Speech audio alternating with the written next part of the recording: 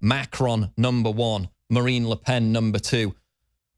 The polls show or suggest that it's not going to be that tight a runoff because, again, all the establishment money is flooding in behind Macron. He's in pole position to coalesce that support. Again, his entire campaign literally created by the same bureaucracy, the same outgoing government.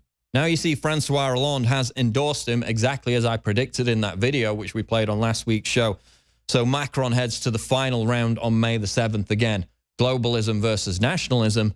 Polls suggest it's not going to be tight. What could happen in that 2-week period that could change that? We're going to talk to Tony Thomas about that very subject. But sticking with France, this is John Bound's special report. French election, a populist endgame. Here it is. The results of the votes in the first round of France's presidential election show a tight race between populist favorite Marine Le Pen and centrist Rothschild creation, a.k.a. Hollande 2.0, Emmanuel Macron. Macron, a former member of the Socialist Party from 2006 to 2009, began running as a centrist under the banner he created as recently as April 2016. I have heard your expectations for a true change, for true democracy, for ecological and economic change, in order to build a future of a stronger France in a Europe that is a protecting Europe. For this, I need your vote,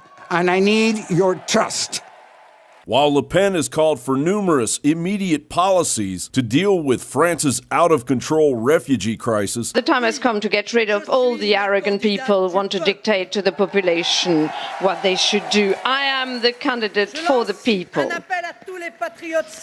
And it's an appeal to all the sincere patriots, wherever they come from, whatever their origin, whatever they voted for in the first round. I invite them all to join us and to abandon old-fashioned quarrels and to concentrate on what is the superior interest of our country. That was really essential. And that's what's at play, the survival of France.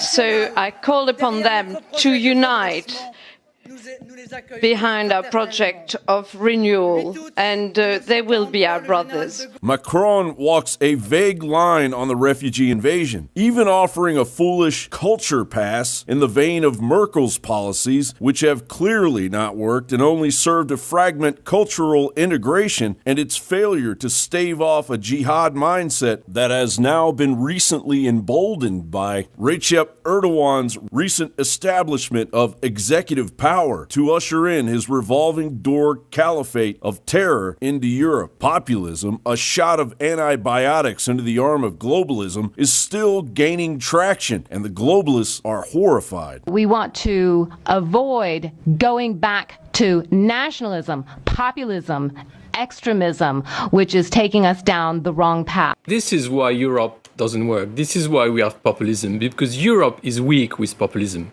You're turning a blind eye to what actually happening in these countries. We have hunters organizing some safaris, to sort of hunt down the migrants. We have all this speech of racism, of hate, of xenophobia. And what you say on TV and what Europe says on TV is, oh, actually, they are good partners. It's okay. No, it's not. The far-right leader, Marine Le Pen, doing very well and ultimately winning. She's campaigned for France leaving the euro.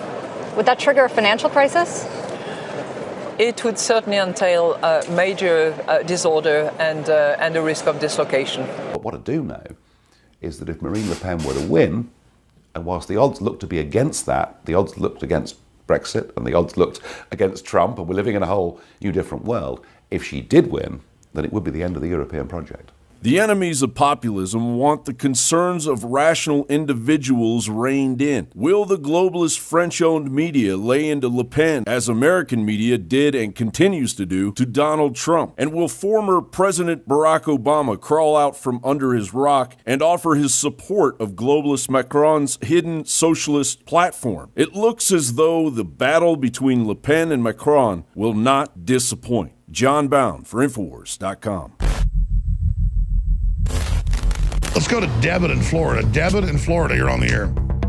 Great. Hey, thank you so much. Listen, I have bought your product, and I gotta say they're amazing. Thank Anyone you. who's on the fence, buy it, because I've got Caveman, Superman Vitality, Secret 12, Vitamin Mineral Fusion. I've got the body armor. Wow, thank you. Wow. You're the type of listener that makes it all possible. Which nutraceutical does you like best? I really like the Vitamin Mineral Fusion, to be honest. That's It's amazing. really incredible. I drank it in the morning, and I swear to you, I felt incredible. Like I haven't felt in weeks. My morning was fantastic, and I love you guys. I love the InfoWars crew, and I just want to, I want to take this opportunity to tell anybody out there who's on the fence.